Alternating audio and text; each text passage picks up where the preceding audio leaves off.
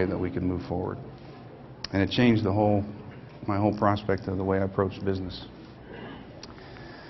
So as I thought about what to talk to you about today, and kind of some speakers that have come through here and talked to you, I thought about sharing with you faith in the workplace and how we, as Christians, an environment that I worked in, the first three companies I owned were pretty much run by Jewish people. So here I was, this Jewish guy that came to know Christ, working in an environment where the owners and presidents of the company were Jewish. And it was an interesting experience for me. But I was a believer. I became a believer my third month on my first job. So I was a believer all my life, in my work environment and experience.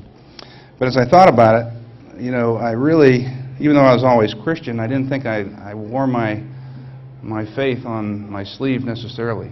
As I thought back about in the work environment, how many times I shared my faith, had the opportunity to share with either an individual or a group of people, I could only count 5 times that I actually got that opportunity.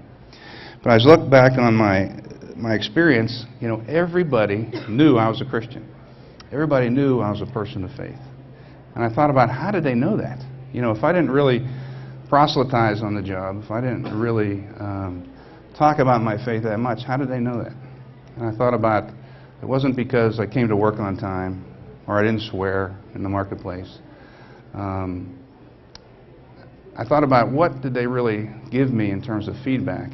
I'm sure that when they asked me where I was going on vacation, if I was going to a Bible conference, or they asked me to do something at night and I said I was doing this at church, I'm sure all those things came out. But I tried to think back of, what characteristics did they give me feedback on? What was unique about how I conducted myself that they could tell that I was a person of faith and that Christ was the Lord of my life? And so I'm going to give you 3 things that came to mind, but I don't want you to think that I was perfect in any of these 3 things. But I took them as 3 things that were feedback that people gave me in terms of uniqueness of the way I operated as an executive or a manager, people that worked for me or worked with me. So the first one that I thought of was self-control. The one thing that people always told me was that no matter what the situation was, I often took the hardest jobs I could find. I was in difficult situations in many jobs that I had. When I went to the BMV, one of the reasons I went there is that people told me that it was impossible to turn that agency around in the state of Indiana because it was so bad. And 2 years ago, they got a reward as the best BMV in all 50 states. I think of all the different things that I've had to do that were challenged either through business environment or through people or through being fired 3 times.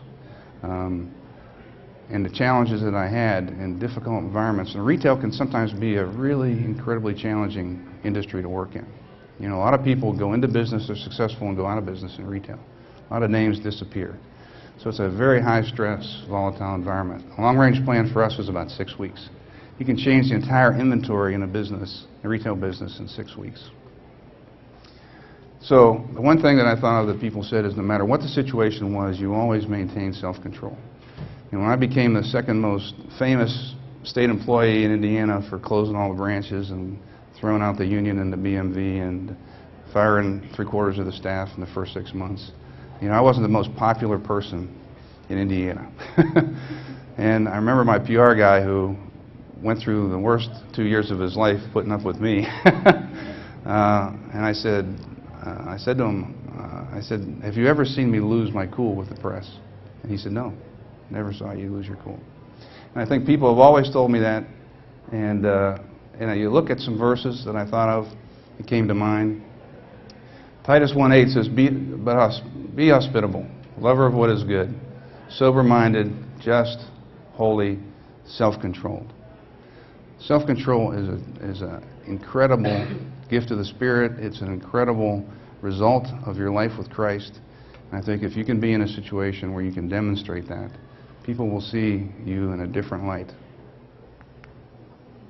Galatians 5:23, gentleness, self-control as he lists the gifts of the Spirit there. That's the part where he's talking about walking in the law or walking in the Spirit. Against such there is no law. You can't have a law about self-control. It's spiritually driven. You know, there's no written, okay, this is self-control, this isn't. Is there? Or the other one there, gentleness. This is gentleness, this isn't. Because it's spiritually discerned. And self-control is kind of the end of the list of gifts of the Spirit.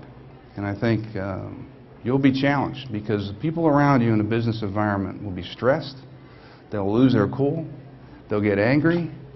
And if you can be the calm eye in the storm, it will be a tremendous witness for Christ in the environment that you're in. The second one is to esteem others.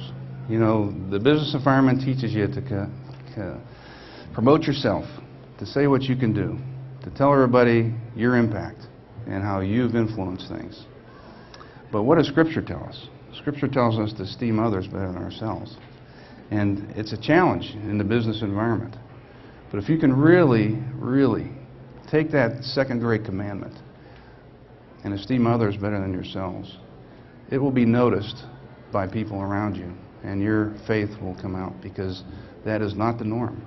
The norm is that people will be self-centered, they'll be self-focused, and they'll worry about their career and their impact, and they're not taking the blame for things that are wrong and blaming others. And if you can be different in that regard, and this is one thing that people used to tell me, that I always looked at other people and recognized them for the work that they did, and respected my boss even when they weren't the best they could be. That really stuck out in people's minds that they told me about. And some verses that come to mind are Philippians 2:3, let nothing be done through selfish ambition or conceit, but in lowliness of mind, let each esteem others better than himself. What a challenging verse. Think about that.